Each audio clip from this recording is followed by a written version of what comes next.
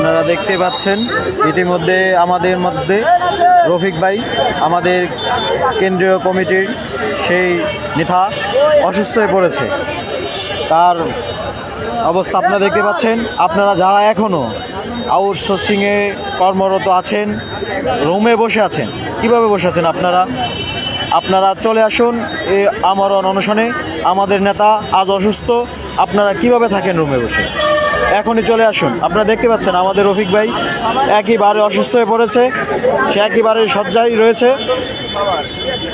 তার কোনো শরীরে কর্মশক্তি নেই, সে উঠে দাঁড়াতে পারছে না, চোখ মেলতে পারতেছে না। আজকে আমরা বলতে চাই যে আউটসোর্সিং ভাইদের বিভিন্ন কোম্পানিতে বিভিন্ন জায়গায় কর্মরত আছেন, আপনারা কিভাবে বসে আছেন? আমার এক ভাই আজ মৃত্যুর সাথে লড়াই করতেছে, আপনারা কিভাবে বাসায় বসে থাকেন?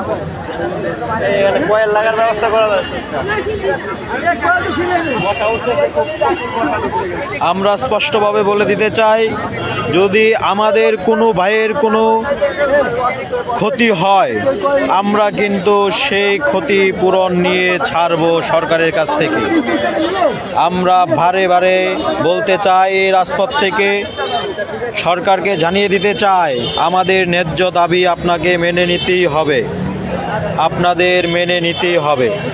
আপনারা প্রতি বারে বারে আমাদের আশ্বস্ত করেছেন এবং আপনারা আপনাদের কথা ফিরিয়ে নিয়েছেন।